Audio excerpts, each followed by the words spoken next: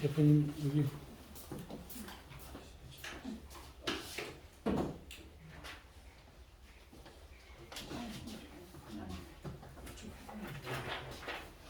그건 아닐까? 우리 사장님 그건 아닐까? 사진이 잘 나와요. 그건 아닌 것 같아. 잘 나와요. 사진 잘 나와요. 예, 약속한 시간이 되었습니다. 오늘 우리 중도예방 청소년 중도예방운동본부 중계 기자 간담회를 시작하도록 하겠습니다. 먼저 사회를 맡은 중도예방 시민연대 대표 겸 사무총장 맡고 있는 김기용 목사입니다. 오늘 참석해 주신 이제를 좀 소개하도록 하겠습니다. 먼저 이사장을 맡고 계신 홍호순 목사님 소개해 주셨습니다. 또 저희 전체적인 중독 전문가로서 이사로 같이 활동하시면서 운동본부의 공동대표로 계시는 홍신대 중독재활학과 상담교수신 조윤숙 교수님 나오셨습니다. 안 들어오셨네? 예. 이어서 우리 청해본 설립 목적에 대해서 간단하게 브리핑하도록 하겠습니다. 한 장 넘기시면 뒤편에 청해본 내용들이 기재가 되어 있습니다. 이 사단법인 청소년 중독 예방운동본부는 국가의 근본인 국민이 행복하고 각종 중독으로부터 고통받고 있는 가정들을 중독의 폐해로부터 구해내는 국민운동을 적극 전개하겠다는 시대적 사명감을 가지고 출범을 하였습니다. 특별히 우리 사회의 미래를 책임져야 될 청소년들이 각종 중독에 빠지지 않도록 예방하고 치유하는 일에 앞장서서 중독 없는 건강한 사회와 행복한 가정을 만드는 일에 기여하고자 세워진 기독교 시민단체입니다. 저희 운동본부에 5대 목적이 있습니다. 첫 번째는 중독 예방 치유 정책을 연구하며 중독 예방 치유 대국민 캠페인을 진행하고 중독 예방 치유 교육 및 문화 사업을 전개하며 중독자 및 그 가정의 치유와 자활을 지원하고 중독 예방 치유를 위한 국제 교류를 저희가 해나가고자 합니다. 주요 사업으로는 첫 번째 캠페인 사업이 있습니다. 캠페인 사업으로는 중독 예방 치유 국민 캠페인을 거리 서명, 온라인 서명, 전문가 강연, 문화운동 등을 실시하고 또 학부모와 자녀가 함께하는 중독 예방 치유 포스터, 표, 웹툰, 동영상, 경연대회를 진행하고 중독 예방 치유 공익 카페를 만들고 또한 코로나 사태 여파로 최근에는 SNS를 통한 온라인 캠페인이 강화되고 있습니다.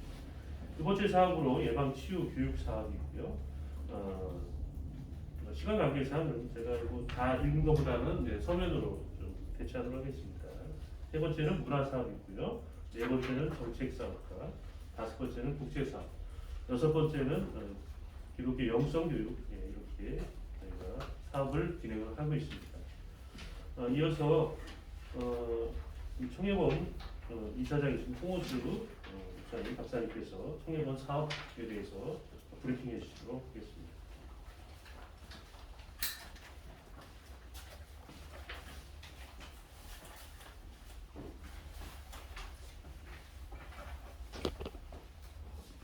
인사드리겠습니다. 이사장 홍옥수입니다. 지금까지 우리 사단법인 청소년 중독예방운동본부가 진행해온 일들을 간략하게 보고를 해드리도록 하겠습니다. 청해본은 2020년 5월 11일 날 단체 설립을 위한 1차 준비 모임을 갖고 출범을 하게 되었습니다. 그리고 2020년 5월 28일 날 2차 준비위원회를 통해서 준비위원회를 구성을 했습니다. 그리고 2020년 6월 달에 저희가 발기인 모임을 갖고 공식적으로 출범을 했습니다. 그리고 2020년 7월 14일 날에 저희가 개소식과 창립총회 취임식을 진행을 했습니다. 그리고 2020년 9월 달에 비영리단체 신고를 마쳤고 10월 달에 저희가 임시총회를 마쳤습니다. 그리고 2020년 12월 달에 사단법인 법인 승인이 났습니다. 그래서 2020년 12월 2일 날 정식적으로 사단법인으로 저희가 출범을 하게 되었습니다. 그리고 2020년 12월 19일 날 법인 승인 감사와 송년 후원회 방 행사를 가졌습니다. 그리고 2021년도에 들어와서 저희가 본격적인 사업을 이제 진행을 했습니다. 그 중에 첫 번째가 이제 청소년 중독 예방 신문 그리고 인터넷 신문 이렇게 제가 창단을 해서 진행을 하고 있습니다. 그리고 요즘에 유튜브가 대세라서 유튜브 방송도 제가 진행을 하고 있고요. 그 다음에 지금 이제 진행 중인 사업이 바로 청소년 중독 예방 교재를 제가 발간을 하고 있습니다. 여러분들이 가지고 있는 책자에도 제가 자세하게 설명을 좀 해드렸습니다. 거기 보면 8가지 중독과 성경적 지원 이렇게 9가지 내용으로 해서 저희가 중독 예방 한국교회와 성도들에게 제공할 중독 예방 교재를 지금 발행합니다. 그래서 아마 지금 편집이 거의 다 끝난 상태고요. 곧 이제 출판을 해서 여러분들에게 제공될 예정입니다. 그리고 현재 진행되고 있는 내용이 뭐냐면 청소년 중독 예방 만화입니다. 그러니까 여러분들 책자에도 지금 진행되는 과정들을 제가 설명을 다 해놨고 지금 1월 달부터 제작에 들어가서 지금 7월 달이면은 청소년 중독 예방에 대한 만화가 1편 성과 성중독부터 저희가 이제 발행이 됩니다. 이 만화 제작하는 기간이 보통 6개월이 걸립니다. 우리 최철휘 작가님이 지금 이제 7분과 함께 공동 팀으로 해서 지금 이제 1월 달부터 작업을 해가지고 7월 달에 지금 완성이 될 예정입니다. 그래서 1편은 7월 달에 나오게 되어 있고 바로 이제 2편은 이제 스마트폰 중독에 대해서 이제 만화 웹툰 제작이 들어갑니다. 그래서 6월 달, 7월 달에는 이제 교재와 만화와 웹툰이 이제 완성이 되어서 이제 한국교회에 제공이 될 예정입니다. 그리고 현재 저희가 이제 한국교회나 연합단체, 시민단체들과 함께 이제 동행협약서 MOU를 지금 계속 체결을 하고 있습니다. 3월까지 저희가 현재 73개를 체결을 했는데 올해 한 200개 연합단체나 시민단체, 교회와 MOU를 체결할 목적으로 지금 계속해서 지금 진행을 하고 있는 그런 상태입니다. 그리고 오늘 이제 저희가 이 간담회를 하는데 최종 오늘 목적이죠. 오늘 이 간담회 목적이 바로 이제 청소년 중독 예방 전문가 양성 과정 때문에 저희가 오늘 이제 기자님들을 모시고 이렇게 자리를 마련을 했습니다. 이 문제는 우리 대표이신 이제 조현석 대표님께서 자세하게 이제 제 다음에 설명을 이제 해 주실 것 같습니다. 그래서 지금 한 1년 동안 저희가 중독 예방 전문 시민단체를 만들어서 지금까지 해왔던 일들을 간략하게 설명을 해드렸고 구체적인 이야기는 이제 우리 조현석 대표님이 중독 예방 전문가 양성 과정 이후에 여러분들에게 또 말씀을 드리도록 그렇게 하겠습니다. 감사합니다.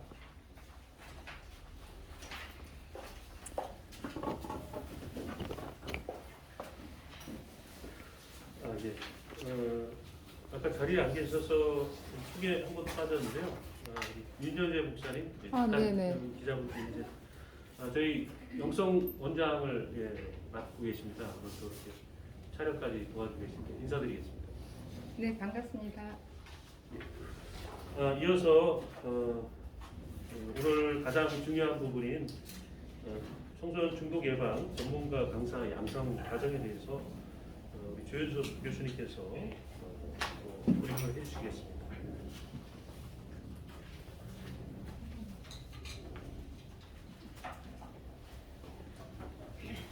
안녕하세요. 방금 소개받은 조현석 총신대학교 중독자 상담학과 교수입니다. 바쁘신 중에도 이렇게 많은 분들이 오셔서 저희 의견을 청취해 주시고 또 이렇게 봐주셔서 너무 감사합니다. 저는 한 30년, 만 30년 됐네요. 제가 1990년부터 중독 사업에 참여를 했었습니다. 그래서 우리나라 이제 알코올 사업부터 도박, 이쪽 미디어 사업까지 오랜 동안 직접 운영도 하고 또 정책도 입안을 하고 또 학교에서 후학들을 양성하는 그런 일들을 지금 평생 해오고 있습니다.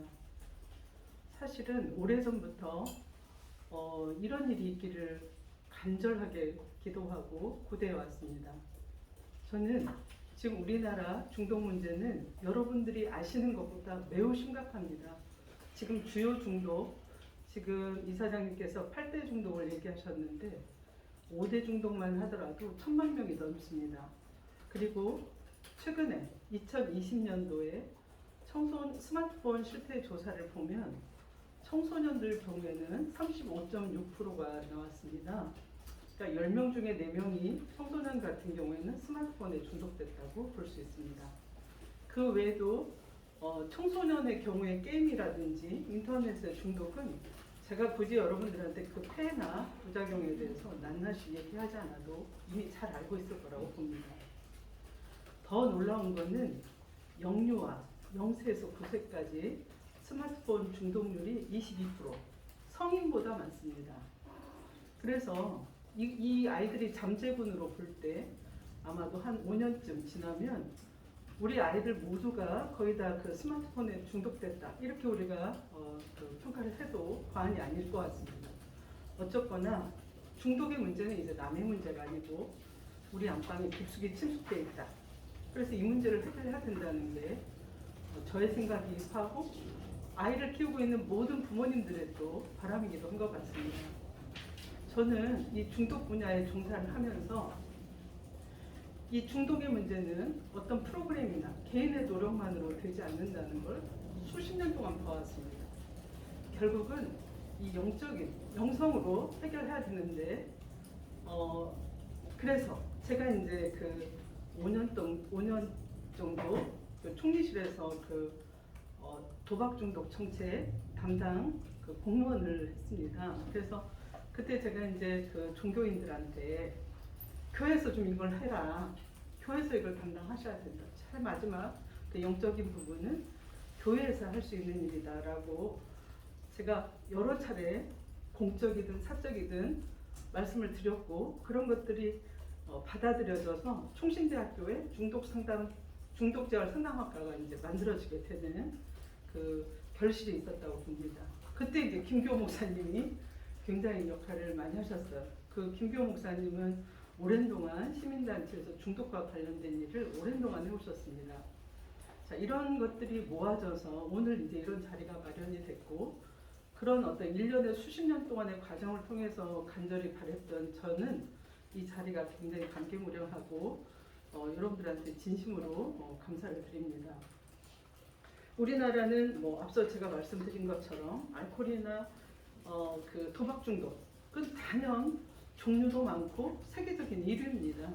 예를 들면은 도박 같은 경우 라스베가스의 유병률이 4.4% 정도, 높으면 4%대인데 우리나라는 지금 6%에서 7% 정도고 종류도 뭐 굉장히 다양합니다. 그러니까 그러면 그걸 성인들만 하느냐? 그렇지 않습니다. 청소년들이 다 관여를 하고 있고요. 우리가 몇 년 전만 하더라도 마약 청정국이었어요. 그런데 지금은 청정지역이 아닙니다. 실제로 마약을 인터넷으로 접속해서 사게 되면 금방 살 수 있어요. 옛날에 그렇게 살 수가 없었거든요. 그래서 그것도 이제 무너졌다. 그래서 우리나라는 모든 중독 분야에서 단연 1위다. 그래서 오죽하면 중독공화국이다. 이렇게 우리가 공공연히 주장을 해도 아무도 그것이 잘못됐다고 얘기하지 않을 정도로 중독의 문제가 심각하다. 그 중에서도 지금 우리 재단에서 하고 있는 청소년 관련된 문제는 더 심각하다. 청소년은 아직 성장 중에 있고 이 아이들이 중독됐을 때 폐해나 부작용은 성인이 돼서 생기는 것보다 훨씬 더 심각하다. 그래서 이제 이 청해본이 설립되게 되었고 이제 청소년을 중심으로 그 예방 사업을 하게 될 터인데 여러분들 앞서 말씀드린 것처럼 지금 전문가를 양성하는 과정을 지난 5월 8일부터 진행을 했습니다. 이걸 진행한 목적은 교회 내에 중독 전문가를 두어서 적어도 교회를 다니고 있는 청소년들은 중독이 되지 말도록 하자 하는 게 이제 우리의 1차적인 목표죠. 자, 이런 운동을 하려면 누군가가 전문가가 나서서 이런 일을 해야 됩니다. 근데 전문가가 없는 거죠. 그래서 여러분들 보시면 알겠지만 심혈을 기울여서 26주간 모든 중독을 제대로 배울 수 있는 그런 전문 과정을 저희가 만들었고요. 거기에 참여하는 교수님들은 그 분야에서 굉장히 인지도가 있는 그런 교수님들로 구성을 했다는 게 굉장히 중요한 특징입니다. 왜냐하면 저는 30년 어쩌면 우리나라에서 중독 문제를 다루는 그 시점부터 제가 이 중독 분야에 관여를 했었는데 이 정도의 인력풀로 교육을 한 적이 없습니다. 이건 제가 자신합니다. 제가 그 현장에 다 있었기 때문에요. 저도 이 프로그램을 만들어서 진행을 이전에도 했었고, 그래서 누구보다도 일단 강사진이 훌륭하다. 그리고 모두 기독교인으로 구성이 되어 있다. 이게 이번 우리 청해본 중독 그 전문가 양성 과정의 가장 중요한 특징이라고 할 수 있습니다. 교회를 다니는 교수들이 이 강사로 참여를 했다는 거죠. 그리고 한간에 어떤 분들은 시간이 너무 길지 않느냐 이렇게 말씀을 하십니다. 여러분 전문가를 양성하는 겁니다. 30시간 가지고 전문가가 될 수 있을까요? 30시간 교육받고 전문가가 되면 우리가 걱정할 문제가 아니죠. 저는 30년 동안 중독 분야만 눈 뜨면 잘 때까지 고민하고 또 만나서 사람들을 돕고 있는데 지금도 자신이 없어요. 전문가가 되는 길은 쉽지가 않습니다. 저는 이 156시간을 이분들이 교육받는다고 해서 완전한 전문가인가? 전 대답할 수 없습니다. 시작인 거죠. 그래서 이 과정이 결코 길지 않다. 최소한 이 정도는 해야 중독자들이 왔을 때 그래도 당황하지 않고 만날 수 있다. 이 정도의 저는 과정이라고 생각합니다. 따라서 앞으로 저희가 여러분들 보시면 알겠지만 기독교 중독 상담 협회를 저희가 이제 만들 겁니다. 그래서 이분들을 1급 자격증자로 모시고 또 일반인들 중에 이 교육을 받지 않았더라도 관심 있는 분들이 참여할 수 있는 협회를 만들어서 지속적으로 이분들이 교회 내에서 독립적으로 활동할 수 있는 그런 자격을 갖추도록 하는 게 우리의 목적입니다. 그리고 또 이 전문 양성 과정의 또 목표 중에 하나는 뭐냐면 그냥 교인이 와서 참여하고 자기만 알고 많은 그런 전문가를 양성하는 게 목표가 아닙니다.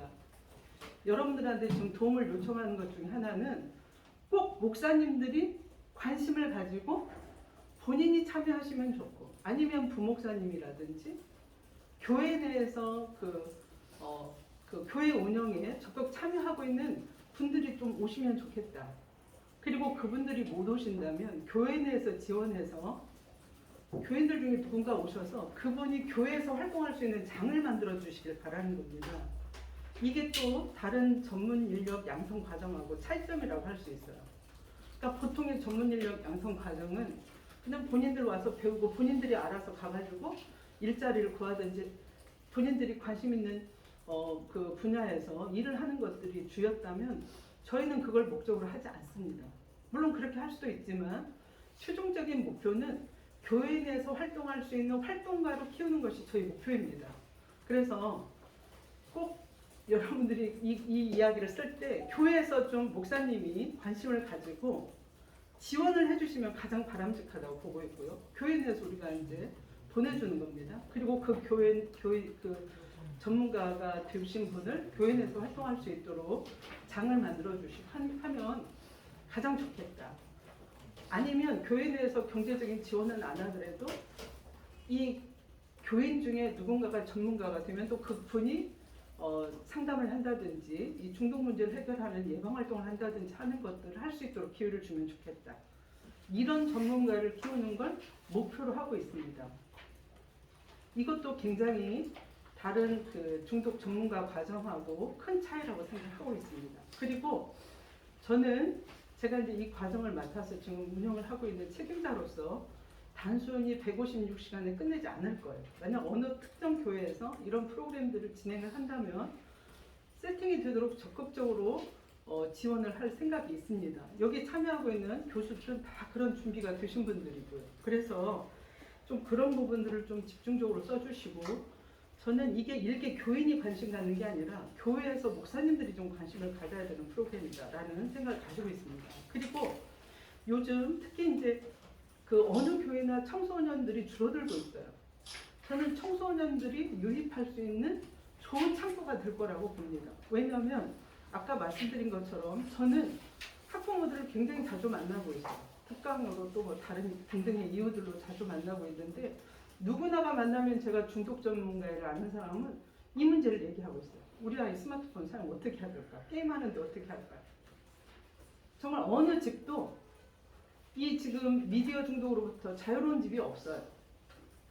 심한 집은 아이들이 이미 알코올에 중독된 집도 있고요. 도박을 너무 크게 해서 지금 빚에 시달리는 아이들도 많이 있습니다. 정말 공개를 하지 않아서 그러지 알고 보면 내부적으로 청소년들이 지금 중독을 얼마나 많이 하고 있는지, 요즘은 비트코인이라든지 주식에도 지금 아이들이 굉장히 열광하고 있어요. 그러니까 지금 우리가 생각하는 이전의 청소년들이 아닙니다. 그래서 이 중독 문제는 교회도 비껴갈 수 없고, 또 교회에서 이런 프로그램들을 적극적으로 진행을 한다면 지역사회에 있는 교회 다니지 않는, 믿지 않는 아이들을 유입할 수 있는 좋은 창구가 될 거라는 그런 생각이 있어요. 제가 이제 알고 있는 목사님한테 제가 이런 말씀을 드렸어요. 목사님한테 이 일을 하라고 했더니 어떻게 해야 될까 이러고 고민을 하시더라고요. 근데 마침 그 교회에 지하실이 있어요. 그래서 지하실에 청소년들이 좋아하는 놀이시설을 잔뜩 만들자. 와서 즐기게 하는데 조건이 하나 있다. 예배는 드리게 하자. 뭐 이런 어떤 지금 즐거운 프로그램들을 계획하고 있고, 이제는 지역사회나 교회 안에 만들어지는 프로그램이 단순히 앉아서 프로그램하는 그런 프로그램을 저희가 좀 지향을 할 거예요. 아이들이 와서 정말 즐기면서 하나님을 만날 수 있는 그런 장을 만들겠다. 그리고 거기에 치료 개념을 적용시키겠다. 자, 이런 것들이 이번 전문가를 양성하는 거에 대한 기본 취지라는 걸 여러분들이 아셨으면 좋겠고, 간혹 오해를 하시고 그냥 교인 뭐 이거 홍보하면 교인 중에 누군가 와서 받고 끝나는 거 이 아니에요. 저는 그 오신 교회에 제가 적극 참여를 할 거고, 설령 그 교인이 개인적으로 왔다 하더라도 목사님을 통해서 권할 겁니다. 이분을 위해서 상담실 하나 만들어 주세요. 교회는 그런 장면들이 있잖아요. 이런 것들을 권유하고 어떻게 하면 되는지도 알려서 교회 내에서 활동이 가능하도록 만들 생각을 가지고 있습니다. 그리고 또 우리 교육 프로그램 중에 굉장히 중요한 특징 중에 하나는 세계적으로 중독 전문가 과정이 있어요. 거기 콜롬보 플랜이라는 국제 자격증이 있습니다. 그 자격증을 받으면 그 자격증을 인정하는 국가에 가서 이 자격증을 가지고 활동을 할 수 있어요. 지금 대부분의 미국부터 대부분의 나라들이 참여를 하고 있습니다. 예를 들면 이 교육 내가 자격증을 받으면 미국에 가서 중독 자격증을 받을 필요가 없어요. 이거 가지고 활동하면 되거든요. 특히 선교를 나가는 신학생들한테는 굉장히 유용한 자격증이라는 얘기를 듣고 있어요. 요즘 이제 선교를 나가고 싶어도 선교 목적으로만 나가면 입국이 힘들답니다. 근데 이런 전문가 자격증을 가지고 있으면 입국이 용이하다는 거죠. 그리고 실제로 그 나라에 가서 중독 사업도 할 수 있는 기회를 갖기 때문에 선교를 하게 되는데도 굉장히 유용하다고 보고 있습니다. 그런데 이 콜롬보 플랜 운영의 시스템상 아무나 이 그러니까 교육을 할 수가 없어요. 그래서 지금으로부터 한 7, 8년 전에 한국에서 14명의 전문가가 콜롬보 플랜 이 자격증을 3년에 걸쳐서 이수를 했습니다. 사실 이 프로그램을 가져온 게 저였고, 저도 역시 이 국제 자격증을 이제 제가 취득을 해서 가지고 있는데, 이 교육을 받은 5명이 여기 지금 현재 강사로 참여를 하고 있습니다. 그래서 이분들이 교육을 시킨 이 자격증을 갖게 되면 시험을 칠 수 있는 자격을 부여받게 됩니다. 국제 중독 자격증을 받을 수 있는 그런 자격을 받게 되는 것. 그리고 그 시험 문제는 이미 한국말로 다 번안이 되어 있어요. 그래서 큰 돈 들이지 않고 국제 자격증을 취득할 수 있는 기회를 드린다. 이것도 굉장히 큰 장점이라고 봅니다. 만약 그렇지 않으면 이 국제 행사하는 데 가서 받아서 그 교육 시간을 채워야 돼요. 근데 그런 것들을 다 충족시켜준다. 그리고 이 콜롬보 플랜과 관련된 활동들이 국제적으로 일어나는 일에 참석할 수 있는 기회가 주어진다. 이런 등등의 이유로 이 콜롬보 플랜 국제 자격증을 받을 수 있도록 구성이 됐다는 것도 이 프로그램의 굉장한 장점이라고 생각을 합니다.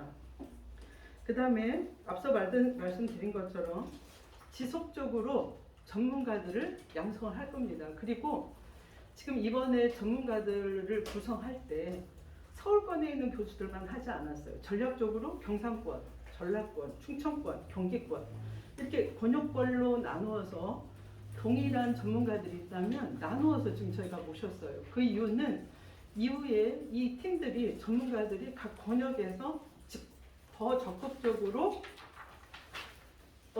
슈퍼비전을 해줄 수 있는 그런 장을 만들기 위해서입니다. 그러니까 앞으로 저희가 생각할 때 저는 이 그 코로나가 종식돼도 이 프로그램은 기본적으로 줌으로 하는 걸 원칙으로 하고 싶어요. 왜냐하면 부산이나 포항, 뭐 광주 이런 데서 매주 와가지고 수업을 받기는 현실적으로 어렵습니다.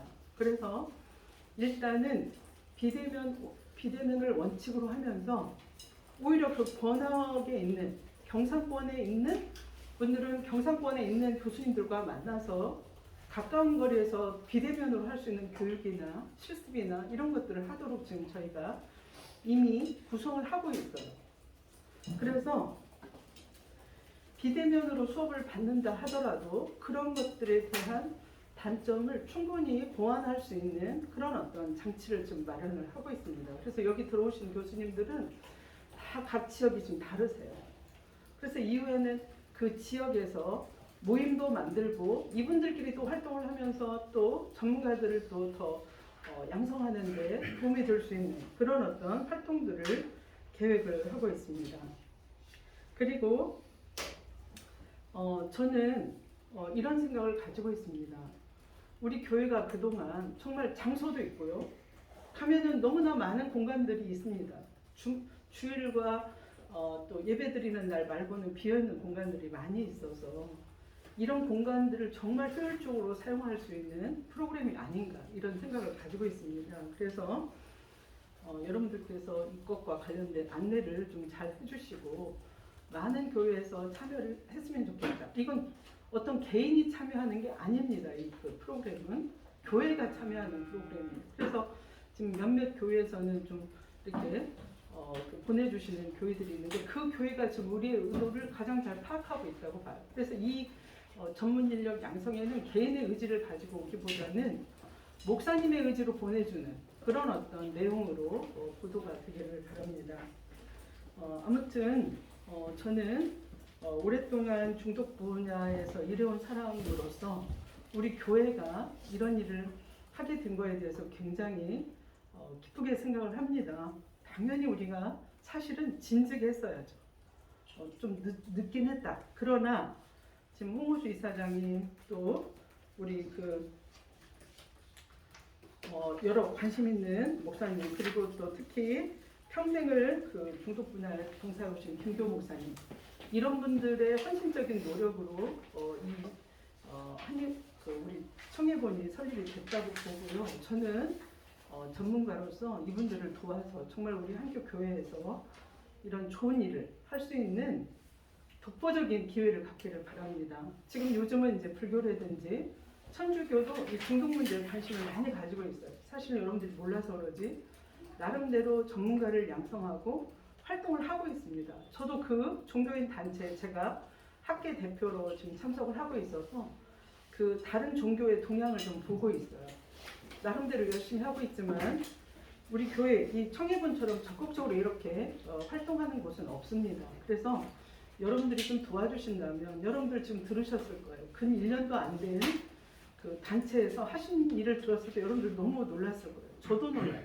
우리 홍 이사장님의 그 추진력이라든지 실천하는 그런 능력 이런 것들을 보면서 정말 저는 놀라고 있고 이런 태도로 임한다면 정말 우리나라에서 최고의 그 청소년들 중독 문제를 예방하고 치유하는 기관이 되지 않을까 생각을 하고 있고 우리 교회가 앞장서서 이런 문제를 해결했으면 하는 그 개인적인 바람도 있습니다.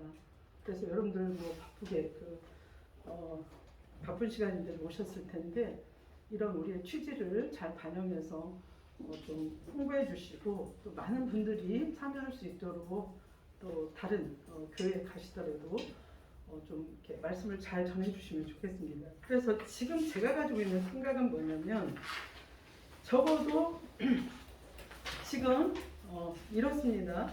전 세계의 동향을 말씀드리면 사실 중독이 되면 국가에서 가장 문제가 되는 건 뭐냐면 생산성이에요. 중독자가 회사에 취업을 하게 되면 생산성을 발휘를 못합니다. 술 전향제 마신 사람 와서 일할 수 없어요. 그래서 보통 중독자가 생산성을 발휘하는 그 비율을 한 30% 정도 보고 있어요. 그리고 뭐 미디어 중독 같은 경우는 15% 발휘한다. 그러니까 중독자가 우리 회사 내에 근무할 때는 거의 일을 안 한다고 보고 있어요. 그래서 선진지의 그 회사들 중에 200인 이상 작업장에서는 중독 상담사 두는 거를 이렇게 뭐 의무화는 아니지만 보편적으로 하고 있는 게 현실이기도 해요. 왜냐하면 중독자를 색출해서 중독 문제를 해결해 주는 게 회사의 생산성과 관련이 있기 때문에. 그래서 저는 우리 교회에서도 적어도 1000명 이상 되는 큰 교회에서는 중독 상담사를 좀 꼭 두면 좋겠다. 두셔야 됩니다. 그래서 좀 관리를 해야 우리 교회가 건강해진다는 걸 알 수 있어요. 중독 상담사를 주면 좋겠고, 그 다음에 총회나 노회에서도 중독 전문가들을 세우고 총회 내 이런 어떤 중독 전문위원회라든지 이런 활동들이 공식적으로 진행될 수 있는 그런 어떤 규정도 좀 만들어주면 좋겠다. 이런 생각을 가지고 있습니다. 그리고 이 중독의 어떤 폐해나 부작용에 대해서 그 목사님들께서 좀 더 인식을 하시고 교회 내에 1000명이 안 되더라도 중독 전문 사역자들을 세우는데 좀 이제는 앞장서야 된다. 이런 말씀도 제가 드리고 싶습니다. 아무튼 이렇게 어렵게 청해본이 설립이 되었고 그 짧은 시간 내에 정말 놀랄만한 그 성과들이 있었고요. 앞으로 여러분들이 좀 적극적으로 도와주시고 전문 인력 양성이 많이 된다면 1년, 2년 앞으로 짧은 시간 안에 놀랄만한 그런 성과가 있을 거라는 걸 확신합니다.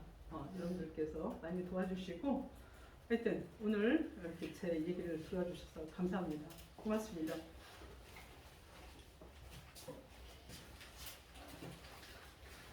예, 우리 조윤석 교수님 대한민국 최고의 중독 전문가입니다. 그 경륜과 또 여러 가지 지식과 이런 것들은 우리 조윤석 교수님을 능가하는 분을 제가 이렇게 만나보지 못했습니다. 저도 처음 도박 중독 문제 때문에 시민운동에 참여하게 되면서 거의 20년 동안 제가 중독 예방 운동을 시민운동으로서 펼쳐왔는데요.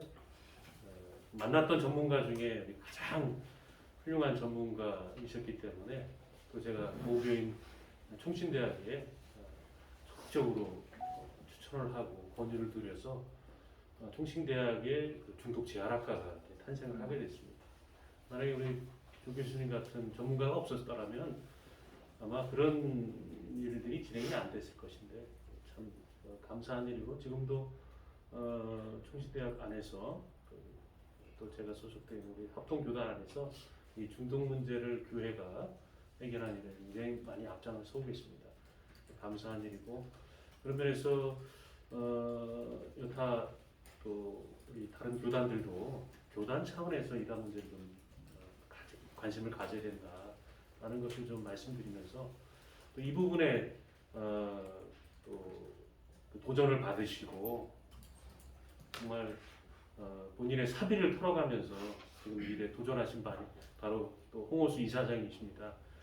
사실 중독과는 전혀 무관한 어떤 사역하는 삶이었는데 저하고 한 6년인가요? 그 동성애 퀴어 축제 반대 광화문 서울시청 앞 집회 때 제가 사무국장을 맡고 홍호수 이사장님께서 사무총장을 맡으시면서 그때 이제 제가 이렇게 교제를 나누면서 틈나는 대로 중독 문제 심각한데 한국교회가 나서야 되는데 한국교회 안에 또 교단 차원에서 총회 차원에서 이 일을 풀 수 있는 분이 안 계십니다. 목사님이 좀 나서 주십시오. 제가 수차례 말씀드렸는데 계속해서 다른 현안들이 바쁘셔서 참여 못 하시다가 지난번 우리 백석 교단 이제 사무총장이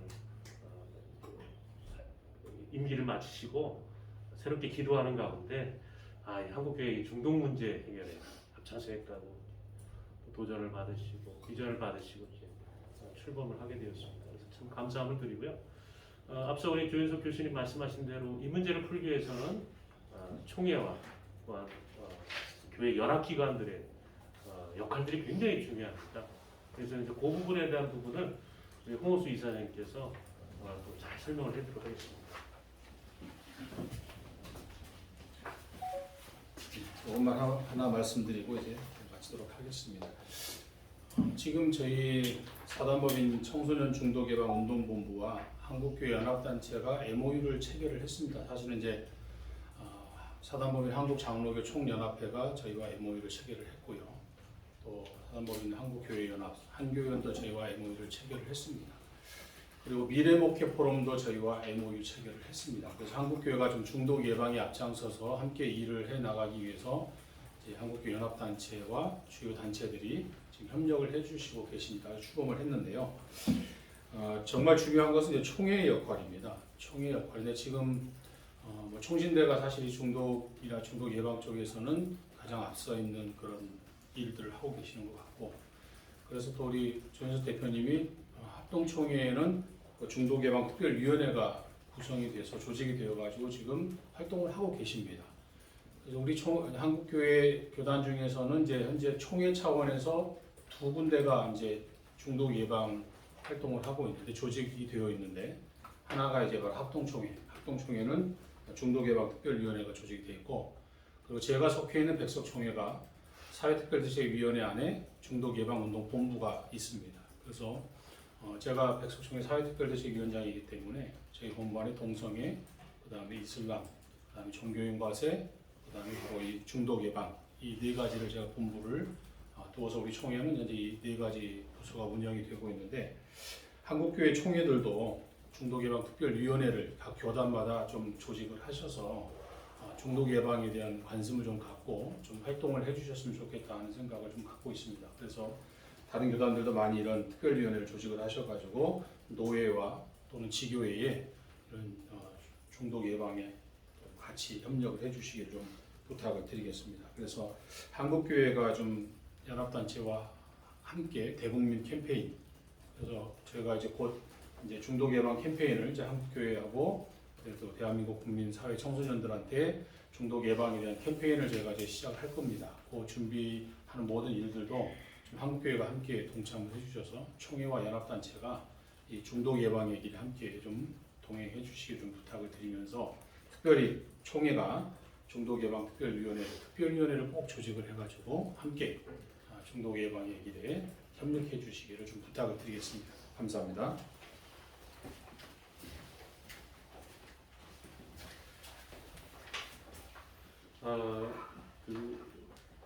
한국교회 안에 그 여러 가지 사역들이 전문화되고 또 어떤 면에서 이제 분업화되는 현상들이 많이 일어나고 있습니다.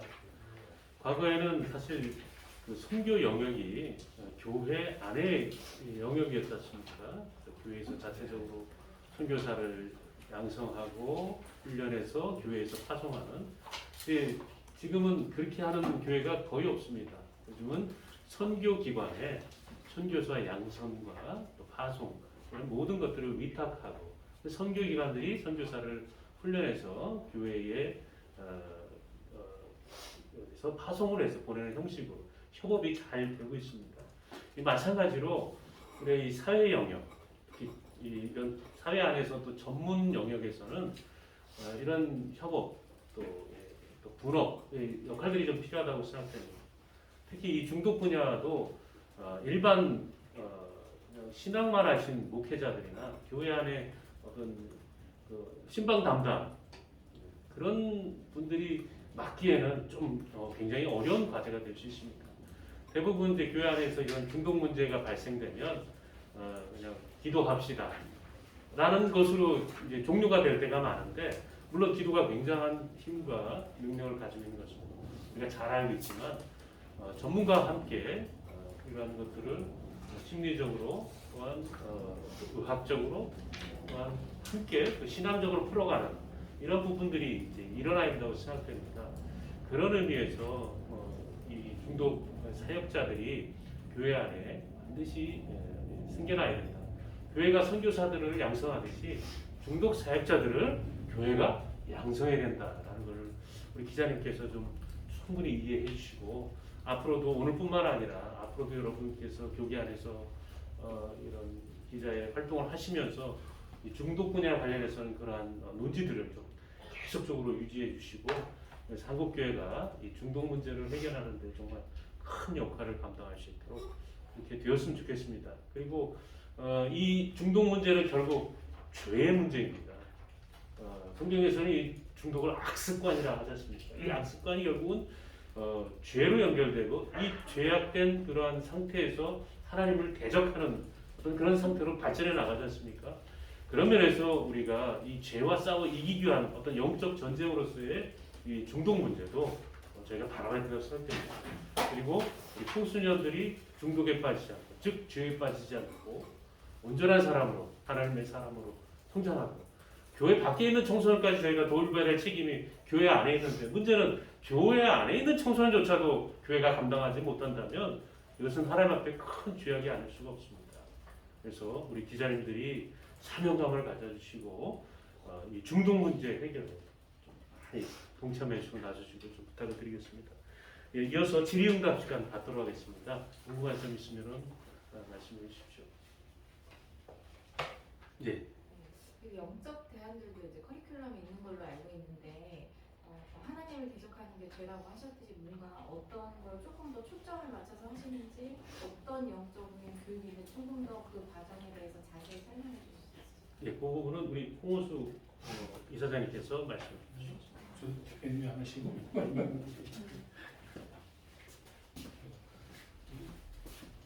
이 답변은 제가 하기 좀 죄송한데 대표님 안 하셔도 제가 아는 대로만 이제 말씀드리겠습니다. 저희 프로그램에 보면 중독 전문가들, 크리스찬 교수님들로 구성이 돼서 그분들이 중독에 대한 모든 이제 기본적인 교육이나 또 전문적인 지식은 가르쳐드리고 그 다음에 이제 성경적 상담, 이 문제를 해결하는 것은 결국 우리 기독교적 관점에서는 성경이고 또 영적인 면에서 저희들 기도이기 때문에 그래서 성경적 상담에 대한 그런 과정을 제가 집어넣어놨고 우리 대표님이 넣으셨고 그 다음에 또 성경적 재원 해가지고 목회 김영환 목사님이나 이런 목사님들께서는 또 중독 예방 오랫동안 하셨던 분들이기 때문에 그분들이 성경에 기초해가지고 성경적 재원을 또 저희 따로 강의를 또 지금 하고 있습니다. 그래서 저희는 이런 중독에 대한 문제들은 결국은 성경과 또 기도 이런 영적인 문제로 가기 때문에 그래서 성경적 상담과 함께 성경적 재원을 같이 이 결론적인 부분까지 같이 매칭을 해가지고 저희가 중독 예방에 완결로 그렇게 진행을 하고 있습니다. 제가 이 정도까지 말씀을 드릴 수 있을 것 같아요.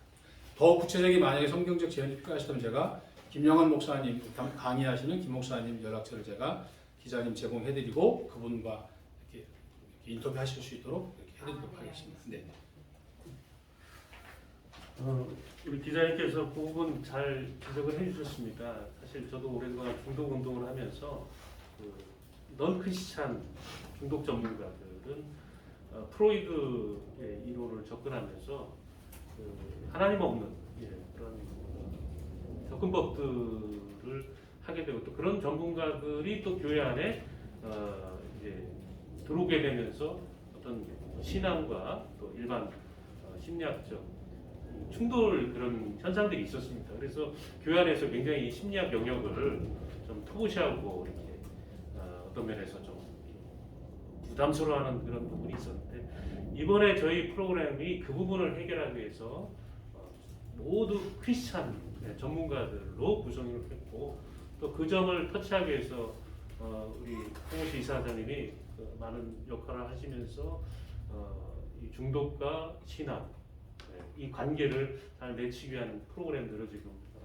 잘 삽입을 했습니다. 그래서 아마 그런 충돌하는 부분들이 뭐 100% 해소됐다고 저희가 아직 장담을 할 수는 없지만 그런 과정들이 있기 때문에 결국은 선한 방향으로 나갈 것이라고 생각합니다.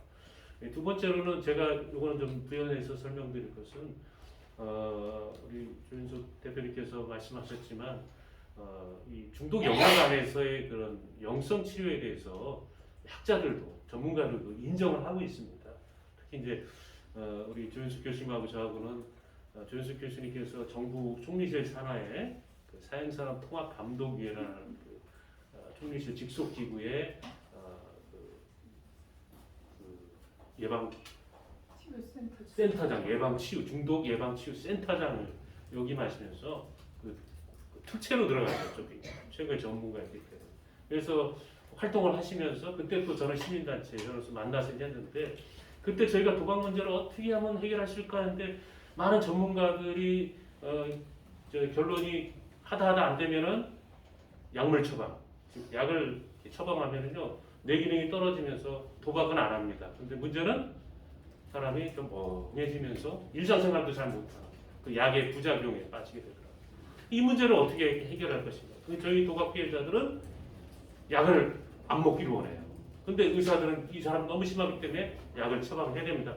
거기에 이제 충돌을 났을 때 이거 어떻게 해결할 것인가 했을 때 이제 우리 조윤숙 교수님께서 이거는 영성 치료, 영적으로 풀어야 된다. 그냥 임상적으로 많은 사람을 때 신앙을 가졌을 때 그 신앙의 힘으로 도박 중독을 극복하는 케이스들을 이제 많이 접하시면서 이건 사실 영성 치료라는 게 학문적으로 어떤 과학적으로 이게 풀어서 설명하기는 어렵지만 임상적으로는 실전하는 일이다. 그래서 하다 전문가들이 안 되면요 목사님 찾아가서 기도하시고 한번 신앙을 가져보세요라고 권유를 하십니다. 이제 마지막 수단으로 비공식적인. 그래서 이 전문가 사이에서도 이 영성 치료에 대한 것들을 어떤 면에서 이제 인정하는 어떤 그런 분위기가 있습니다. 저희는 이 점에 좀 저희가 포커스를 맞춥니다. 대부분 그 교회에서 어떤 상담을 하게 되면 목사님이 상담 자격증도 없는데 무슨 상담을 하냐고 하면서 신앙 외에는 다른 것을 상담하게 되면 불법이 되고 고발까지 당하기도 합니다. 그렇지만 이 중독 분야에서는 목사님들이 영성, 그 성경과 또 하나님의 말씀을 가지고 복음을 가지고 같이 접목을 해도 이 분야에서는 인정을 해주는 그런 분위기들이 있습니다. 그래서 이 부분을 한국교회가 10분 잘 활용해서 진행을 하는 것이 바람직하다고 생각되고 그 부분에서는 앞으로 우리 기자님들도 좀 많이 좀 취재를 해주시고 그런 긍정적 효과가 있다라는 것도 좀 참조했으면 좋겠습니다. 다른 질문 있으실까요? 예.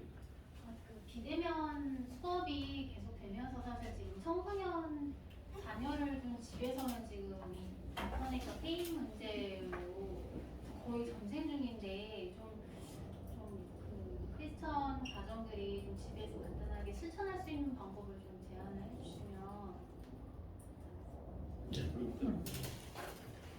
제가 다리를 다쳐가지고 서서 그냥 말씀. 일어서고 앉는 게 좀 힘든데 사실 그 아이들이 이제 뭐 잠깐 보는 것이사 부모님하고 합의를 해서 뭐 몇 시간 보고 어떻게 하자 이게 되는데 이 아이의 사용량이 이미 어느 일정량을 넘어서면 그런 정도로 이게 조절이 안 되는 게 문제예요. 사실 부모님들이 뭐 얘기해서 통제가 되면 뭐가 걱정이겠어요. 그래서 제가 볼 때는 뭐 어떤 한 가지 방법이냐 이렇게 물었을 때 할 말이 없어요. 청소년들을 만나면서 제가 느끼는 건 1번은 부모의 생활 습관이에요. 1번은 아이 문제가 아니에요. 제가 볼 때는 부모님부터 이 생활 습관이 아이가 보기에 모범이 될 만한 그런 생활을 하셔야 된다. 사실 기도도 마찬가지예요. 아이들 이제 우리가 교회에서 다룰 때 기도도 시킬 텐데 부모가 그런 생활을 하지 않으면 아이가 그걸 쉽게 받아들이거나 하지 않거든요. 그래서 저는 개인적으로 이런 그 미디어에 중독된 아이들이 오면 청소년들 같은 경우에 만약 10번을 상담을 하면 부모님은 7번을 상담을 하고 아이는 2-3번 만나요. 아이 문제가 저는 아니라고 봐요. 그래서 부모님이 아이를 양육하는 방법이라든지 그러니까 그런 거에 대한 준비가 돼야 된다. 그래서 아이를 제대로 키우는 거에 대한 준비, 그 다음에 부모로서 부모의 역할을 잘하는 것. 그래서 거기에는 뭐가 있냐면 굉장히 중요한 핵심적인 사고가 있는데 이 아이가 나의 소유물이 아니라는 것부터 인식하는 게 굉장히 중요하다는 얘기를 해요. 부모들이 오시면 내 물건이 아니에요. 그러니까 아이를 존중하고 배려하는 자세부터 우리가 다시 아이에 대한 생각을 바꿔야 돼요. 그러니까 우리가 같은 말을 해도 아이들한테 부탁을 하잖아요. 그러면 아이들이 굉장히 잘 듣거든요. 그래서 그런 것부터 연습시켜요. 그러니까 너 하지 마. 너 왜 약속을 안 지키니? 너는 틀렸어. 뭐 이런 단어를 쓰면 아이가 그때도 받아들이지 않아요. 그래서 그 부모님이 아이를 어떻게 양육하고 있는지에 대해서 항상 평가를 해요. 지금 어떤 부모로서 어떤 목표를 가지고 어떤 아이로 키우려고 하는지를 묻고 그런 것부터 세우고 아이하고 의사소통 잘하게 하고 그래서 아이의 어떤 인권이라든지 그 아이의 욕구 이런 것들을 좀 반영시키면 그 아이가 주장하는 바들을 좀 이렇게 받아들이도록 하거든요. 그런 것들이 총체적으로 됐을 때 이 아이가 동의를 해요. 그리고 사용하고 안 하고의 여부는 부모가 정하는 게 아니라 이 아이하고 충분히 대화를 해서 어떤 내용을 얘가 지금 콘텐츠도 봐야 돼요. 그리고 게임을 한다면 이 아이가 어떤 게임을 왜 하는지를 알아야 되거든요. 게임 자체가 나쁜 게 아니에요. 국가에서 허용해서 게임을 하도록 했을 때는 장점도 있기 때문에 하는 거거든요. 근데 무조건 우리는 나쁘다고 그 아이를 비난하고 하지 말라고 하면서 이제 반발이 생기고 그게 굉장히 큰 충돌로 가는 걸 봐요. 그래서 저 같은 경우는 오면 어떤 게임을 하고 그 게임마다 이 아이가 들어가서 할 때 기본적인 속성이 있어요. 충족되는. 그 부분이 이 아이의 또 욕구이기도 해요. 그래서 그런 것들을 어떻게 채워줄까. 이런 것들. 특히 이제 청소년 같은 경우는 몰입되는 여러 가지 이유들이 있지만 일단 소외되고 외롭고 특별히 할 일이 없을 때. 그리고 특히 많이 했던 집 안의 아이들을 보면 이런 얘기를 해요. 매일 부모가 싸웁니다. 그럼 이 아이는 할 일이 없어요. 문 닫고 가서 게임하고 그 소리를 키워놓아야 부모님의 싸우는 소리를 못 듣는다. 그래서 하게 됐다. 이런 얘기들을 해요. 그리고 제가 이렇게 봤을 때 게임이나 뭐 이런 스마트 미디어에 중독된 집안을 들여다보면 원만하지가 않아요. 그래서 그것부터 저는 우선이라고 보는 거예요. 부모님들부터 잘 살고 부모님들이 아이들을 외롭지 않게 하고 아이들하고 잘 놀아주고 아이를 존중하고 하면 중독이 됐다 하더라도 큰 문제가 유발되지 않는 걸 많이 봐요. 그래서 이 문제는 단순히 그 아이한테 조작적으로 어떤 뭐 보상을 줘서 단순히 그런 식으로 해결하려고 하면 안 된다. 그래서 그 집안 자체가 전체적으로 바뀌어야 된다는 걸 저는 되게 많이 봐요. 그랬을 때 좀 아이들이 성공적이고 다시 말하면 부모하고 자녀의 관계가 좋아질 때 더 나빠지는 걸 막을 수 있다는 걸 보거든요. 그래서 그런 방법들도 이제 저희가 알려드리고 또 어떻게 하는지를 이제 보여드리고 할 건데요. 참 어렵습니다. 단순하게 뭐 어떤 방법이 하나로 된다 이렇게 저는 말하고 싶지 않아요. 그리고 그렇게 되지도 않고 단순하지가 않습니다. 교수님 나오신 김에 또 네. 다른 질문 있으면 들어갔다 네. 나왔다 하기 불편하니까. 보통 일반적으로 이제 중독 프로그램이 사회적으로도 있고, 그다음에 이제 불교나 다른 종교에도 있거든요. 근데 이제 여기서 심리학이냐, 다르게 표현하면 영리학이냐, 영적으로 접근하느냐 차이가 있는 것 같은데, 아까 교수님 말씀하신 대로 굉장히 종합적이에요. 중독의 문제가 아이 문제가 아니고 부모 문제이기도 하고 사회적 문제이기도 하고 사회적인 시스템에서 그걸 끌어가기도 하고, 그래서 교회가 경각심을 갖지 않으면, 근데 경각심을 갖는다고 그랬을 때 목회자 입장에서는 그냥 한 축의 문제로 보려고 한다는 게 문제인 것 같고요. 제가 어떤 책을 읽은 적이 있는데 한 80년대에 이 문제에 대해서 환상 중에 본 분이 쓴 얘기예요. 자기가 지금 현재 일어나는 어떤 현상들을 봤는데 그걸 들고 다니더래 사람들이. 이게 뭔지 모르는 거죠. 근데 이게 스마트폰이었어요. 근데 이제 한 30년 전에 미리 본 거죠. 근데 이 스마트폰의 역할이 뭐냐면 결론적으로는 말을 잃어버리더래요. 말을 잃어버리고 기도를 하지 않더래요. 그러니까 이제 아까 영적인 문제라고 얘기하면 사단의 전략 중에 하나가 하나님과의 관계를 떨어뜨리는 거다. 근데 그 관계의 문제에 있어서는 우리가 말하는 어떤 심리학적 부분이 아니다. 그러나 문제는 심리를 조절하는 것이거든요. 궁극적으로는 우리의 혼의 문제인데 이거를 영적으로 어떻게 해결할 거냐 부분에서 단순하게 이 프로그램 가지고 될 것이냐라는 이제 고민이 생기는 거고, 이게 이미 많이 프로그램들이 있어 왔기 때문에, 그래서 이제 이 지금 하시는 것들에 대해서도 대놓고 영적으로 하자 그러면 그것도 고민스러운 일이고, 그래서 이거 어떻게 지혜롭게 더 26조 가지고 솔직히 안 네, 된다고. 맞습니다. 사실 저도 이제 뭐 중독과 관련된 프로그램들이 많이 있어요. 우리 안에서도 이제 가르치기도 하고 하는데 그거 가지고는 안 된다고 보는 거죠. 그리고 저는 결국은 어떨 때 이게 바뀌냐? 성경적인 가정을 이룰 때 바뀐다고 보는 거예요. 결국에 우리 중국적으로 우리가 얘기하고자 하는 거는. 그러니까 아까 뭐 부모 자녀 간의 관계를 말씀드렸는데 조금 더 나아가면 그게 하나님이 원하시는 삶이고 그게 성경적인 삶이잖아요. 그 삶으로 돌아갈 때 이 문제가 예방도 되고 회복이 된다고 저는 보고 있고요. 또 이런 문제를 해결하는 데 있어서는 학문적인 설명이 필요하기 때문에 가장 근접한 심리학적인 설명이 필요하다. 그러나 그것만으로는 되지 않는다라는 오랜 경험을 통해서 단순히 교인을 떠나서 그런 오랜 동안의 실제적인 경험을 통해서 제가 그런 거에 대한 생각을 가지고 있고 그래서 더 동참을 하고 이제 하는 거죠. 그래서 저도 어느 단일 프로그램으로 이게 된다고 보고 있지 않아요. 그리고 아까 말씀하신 대화의 부재, 이건 굉장히 많은 문제를 이야기해요. 그러니까 대화도 배워야 되거든요. 대화하는 방법도 익혀야 되거든요. 근데 아이들이 하지 않아요, 요즘은. 근데 그게 왜 문제가 되냐면 어떤 어려운 문제가 되었을 때 우리가 기도를 하거나 상대하고 대화를 해야 돼요.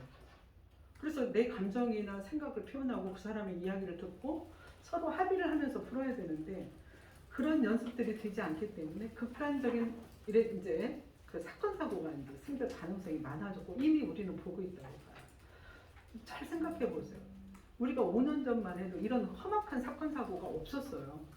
요즘은 그냥 죽였다 하면 그냥 제가 표현할 수 없는 극단적인 방법으로 다 지금 가고 있고 그런 일련의 그 결과를 볼 때도 지금 이런 어떤 그 아까 대화를 배우지 못하는 거, 말을 못하는 거, 자기의 감정이나 행동을 솔직하게 표현하지 못하는 이런 것들에 다 저는 결과라고 봅니다. 그래서 실제로 왜 교회에서 중독 문제를 다루어야 되냐면요. 성경적인 가정을 꾸릴 수가 없기 때문이에요. 예를 들어 아버지가 중독자이면 다 망가져요. 또 자녀가 중독자여도 가정이 망가져요. 일단 중독 문제의 가장 큰 폐해와 부작용은 가정이 망가지는 거라고 보거든요. 그래서 저는 교회가 나서야 된다고 봐요. 가정을 바로 세울 수 있는 그런 어떤 역할을 할 수 있는 곳이 교회가 아닌가 이제 이런 생각을 하고 있는 겁니다. 네. 중독 문제를 가진 청소년이 좀 자발적으로 상담을 받는다는 게 쉽지가 않을 것 같아요. 그래서 어떻게 하는 게 네, 정말 어려워요. 저도 지금 상담을 36년째 하고 있거든요. 제일 힘든 게 비자발 중독 청소년 오는 거예요. 누군가 전화해서 교수님 뭐 우리 교회에 누구 어쩌고 저쩌고 하고 온다고 하면 그때부터 머리가 아파요. 왜요? 얘 오면 말을 안 해요. 얘 몰라요. 그리고 고개 숙이고 있다 가요. 정말 어려워요. 그런데 저는 이 아이한테 중독 문제 얘기하지 않아요. 오면 그냥 다른 얘기해요. 얘가 이렇게 얘기를 하다 보면 관심 분야가 있고 눈이 반짝반짝한 게 있어요. 그럼 그 문제부터 얘기해요. 친해져요. 일단 친해지고 이 아이의 애로사항이 무엇인지를 보고 그 문제를 해결하기 위해서 부모하고 대화를 계속하는 거예요. 아까 제가 말씀드렸죠. 7번은 부모를 만나는 이유 중에 하나도 이 아이하고 대화가 안 되기 때문에 부모를 만나는 부분도 있어요. 그리고 청소년기는 상담을 통해서 변화시키는 게 어려워요. 왜냐하면 사고가 아직 추상적인 사고를 못 해요. 자기가 어떤 잘못을 했을 때 그게 어떻게 진행된다는 거에 대해서 사고할 수 있는 능력이 발달이 안 됐거든요. 그래서 청소년을 온전히 데리고 상담을 한다는 것 자체가 사실 안 맞아요. 그래서 이제 부모님을 더 많이 만나기도 하고 이 아이들의 얘기를 들어보면 부모님과 관련된 갈등들이 제일 많아요. 실제로 우리나라 좀 자살률도 보면요. 아이들이 성적 저하가 아니에요. 부모와의 갈등이 1위예요. 청소년들의 자살 1위가. 그러니까 부모하고 갈등 때문에 일어나는 일련의 일들이 많기 때문에 그런 일들을 한 가지씩 해결해주고 부모님의 태도가 변하고 하면 본인한테 이득이 있기 때문에 와요. 그러니까 굉장히 청소년들을 상담에 포함시키고 데리고 간다는 건 엄청난 인내도 필요하고요. 사명감도 필요한 것 같아요. 근데 이 아이들이 이제 좋아지면 어느 시점부터 확 좋아져요. 그래서 이제 자기의 욕구도 좀 충족이 되고 저는 학교 선생님한테도 전화를 해요. 이 아이를 돕기 위해서 선생님한테 전화를 하고 어떻게 지내는지 보고 얘가 어떤 문제가 있는지도 물어보고 그래서 그거를 학교에서도 돕도록 이렇게 같이 하거든요. 그래서 청소년 문제는 이 아이만 가지고 되는 게 아니라 본인, 가정, 학교, 뭐 교회 이런 사회가 이 아이들을 도와줄 때 가능하다고 봐요. 그래서 어느 한 사람의 힘으로 되지 않는다 하는 게 제 생각이기도 합니다. 혹시 총회 내에 중독 예방 특별위원회가 구체적으로 어떤 역할을 하는지 좀 여쭤볼까요? 지금 이제 그 우리 통신대학교에 이제 생겼어요. 한번 뭐 기회 같으면 또 인터뷰도 하시면 좋을 것 같은데 지금 적어도 이제 우리는 지금 합동이잖아요. 그래서 합동 교회를 대상으로 최근에 이제 그 저기 뭐야 강연을 했어요. 교회를 대상으로 이제 중독 문제가 심각하다는 걸 알렸고 이제 그 합동 그 우리 총회에서도 교회 내에서 이제 이런 활동이 활발하게 이루어지도록 중독 문제에 대한 인식의 변화를 가져와야 되고요. 그러니까 우리가 예방이라는 건 항상 그 문제에 대한 인식을 깨닫는 거거든요. 근데 아직도 제가 보니까 그 부분이 우리 교회에서는 굉장히 약한 것 같아요. 중독 문제는 우리 교회 문제가 아니라고 보고 있더라고요.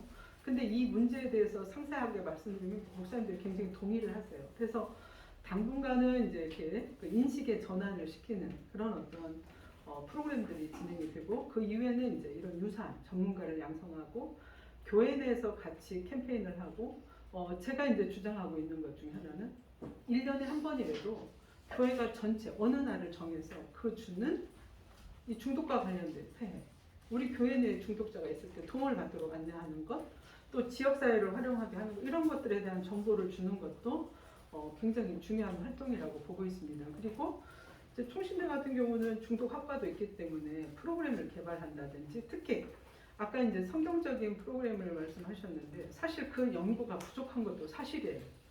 왜냐하면 지금까지 그 연구는 이 그 목사님들이 저는 하셔야 된다고 보거든요. 성경적인 입장에서 중독을 어떻게 볼 건가는 우리가 아니라 목사님들이 이제 그 연구를 이제 하시기를 바라고 있는데 이제 서서히 관심을 갖기 시작하기 때문에 지금부터 우리 교회가 어떤 걸 해야 될지에 대한 더 좋은 그 내용들이 나올 것 같아요. 아직은 절대로 저는 부족하다고 보고 있습니다.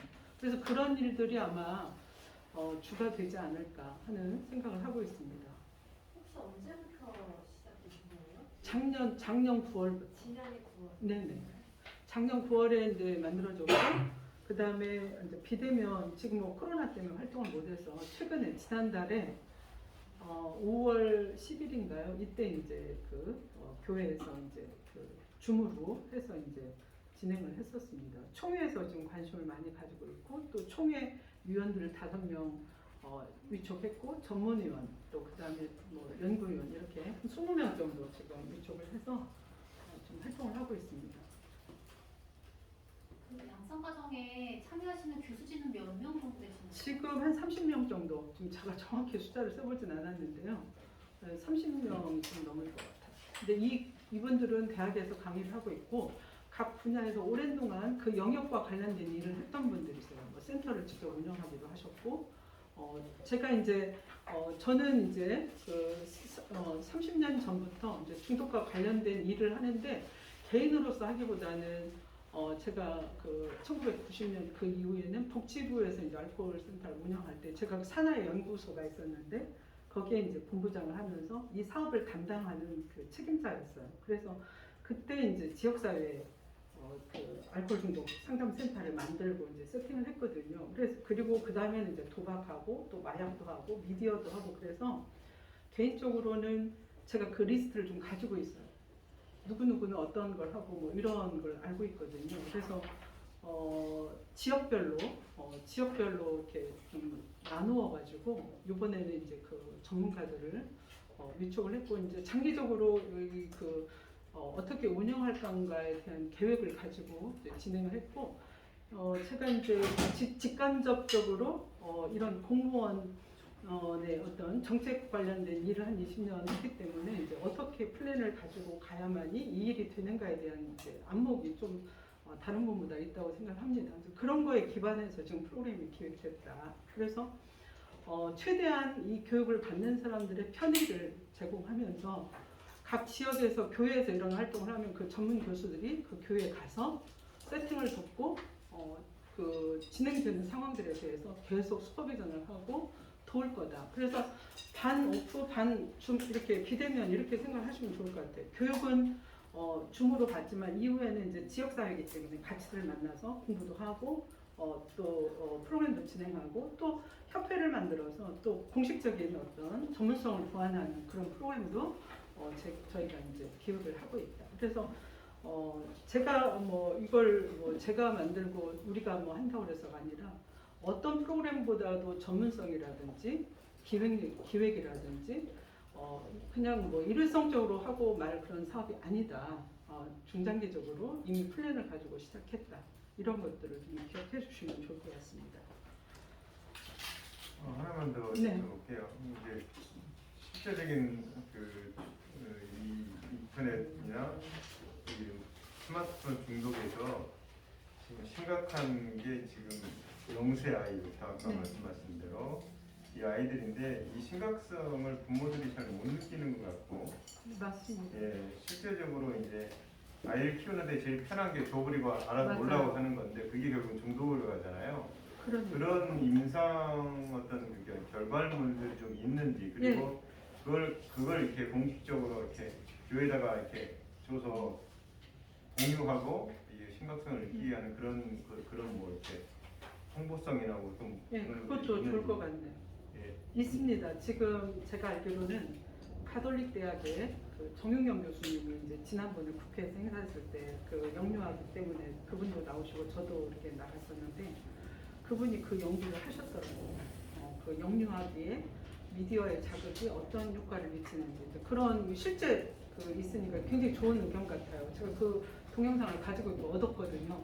사용하려고 동의를 구했으니까 그런 것들을 한번 편집해서 저희가 이렇게 공개하는 것도 좋을 것 같은데 너무 놀라운 게 뭐냐면 왜 영유아기가 무섭냐면 보통 이렇게 봐요. 알코올 중독인 경우에 청년 만 20세 이상이 술을 만약 마시게 되면 15년에서 20년 있어야 중독이 되는 걸 우리가 봐요.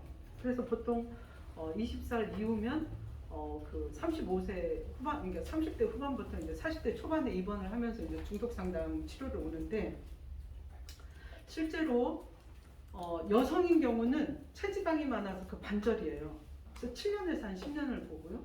청소년은 그 반절인 3년에서 2, 3년을 봐요. 중독되는 기간을.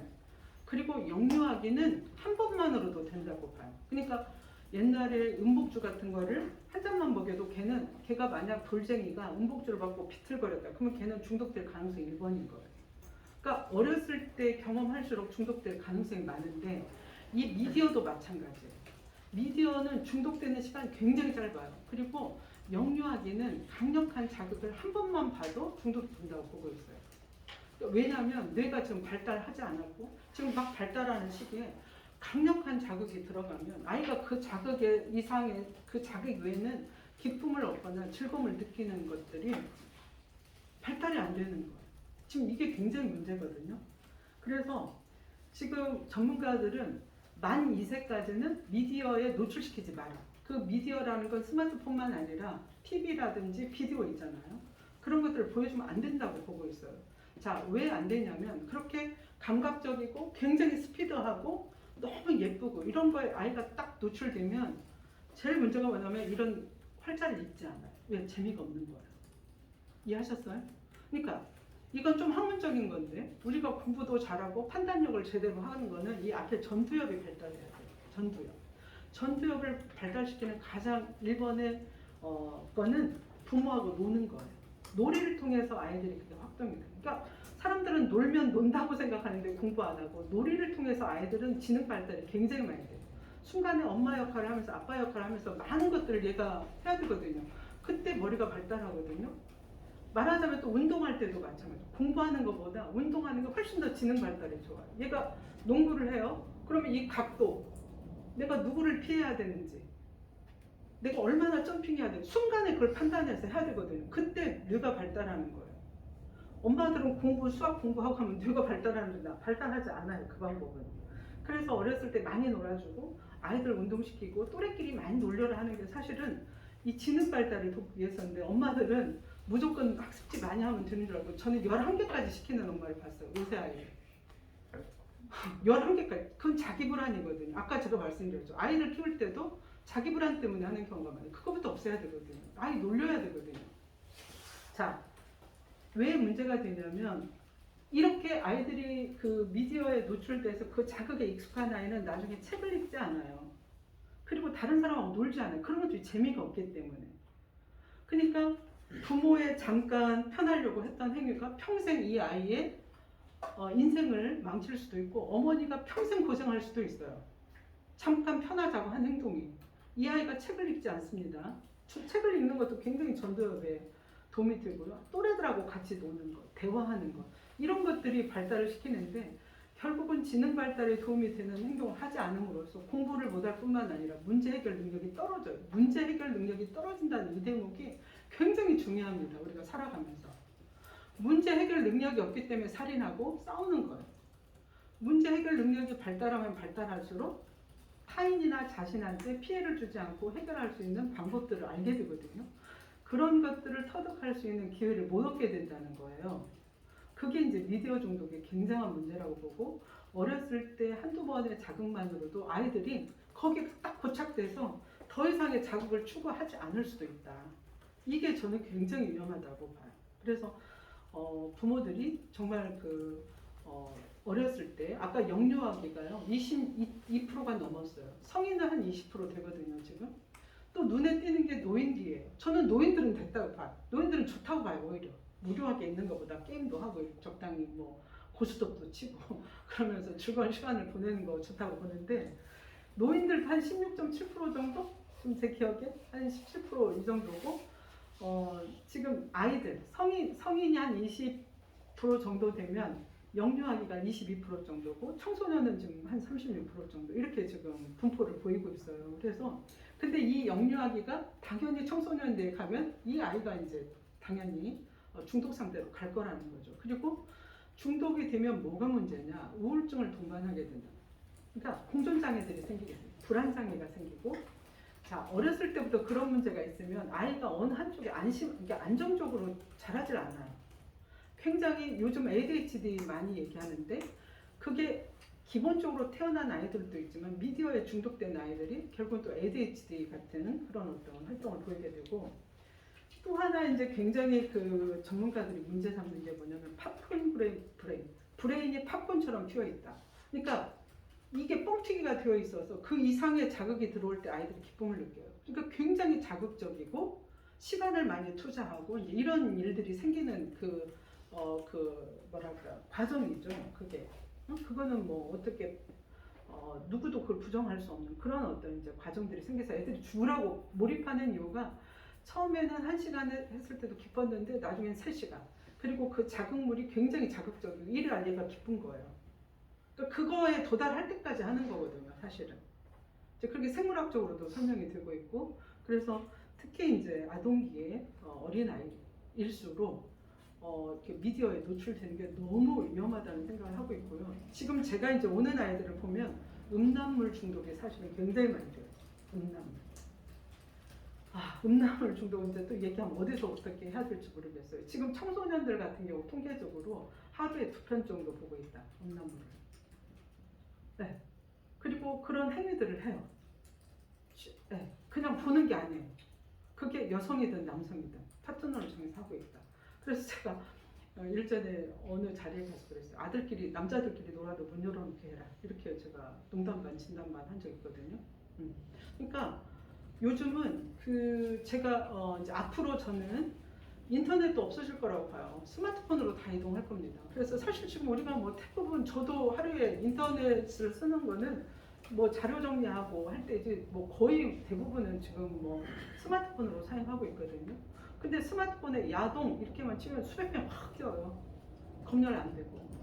그래서 지금 사실 미디어 중독으로 인한 가장 피해는 어쩌면 음란물일지도 모르겠다 이런 개인적인 생각을 가지고 있고요. 그것 때문에 아이들이 이제 잘못된 성문화, 우리 이제 이사장님 동성애도 말씀하셨는데 그 영향도 저는 있다 이렇게 보고 있어요. 그러니까 정말 이 중독이라는 문제가 정말 그 성인뿐만 아니라 정말 청소년기에는 정말 치명적이다 이런 생각을 가지고 있고요.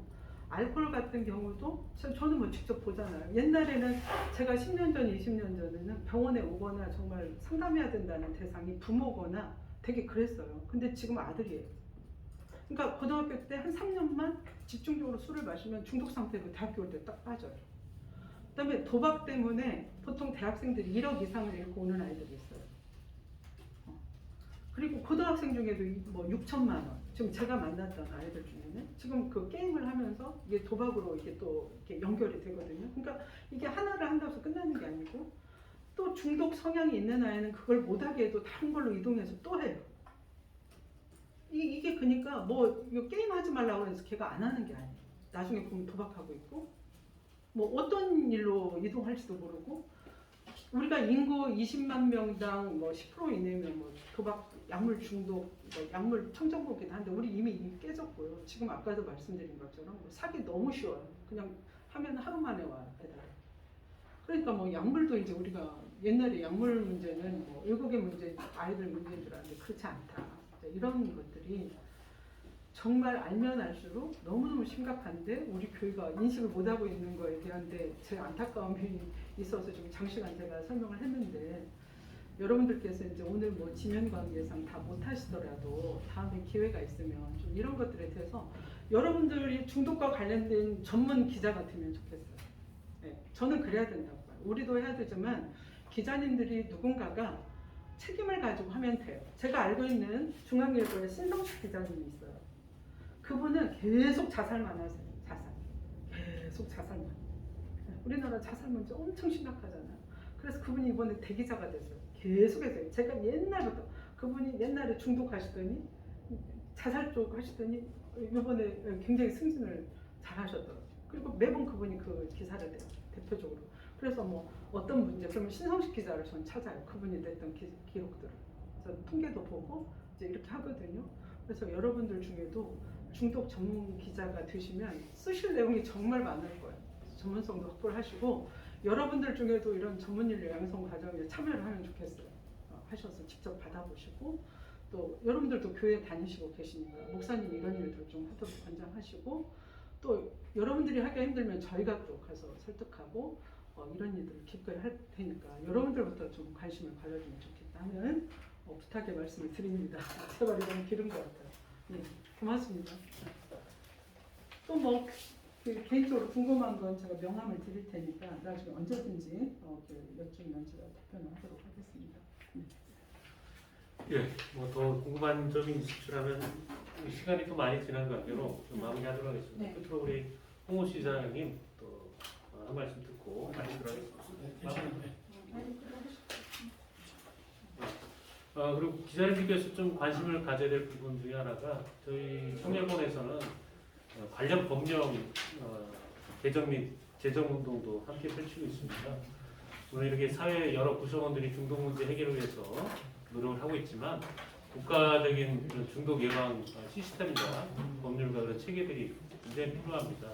그래서 그 부분에도 앞으로 좀 많은 관심을 가져주시고 또 저희가 뜻이 있으면 이제 저희가 국회에 그런 국회의원 크리스찬 국회를 중심으로 중독 문제를 해결하는 그런 모임들이나 이런 것도 지금 결성하려고 하고 있습니다. 그래서 그 부분에도 좀 많은 관심을 가져주시기 바랍니다. 예, 그러면 이것으로서 오늘 기자회견을 마치도록 하겠습니다. 네, 감사합니다. 네, 고맙습니다.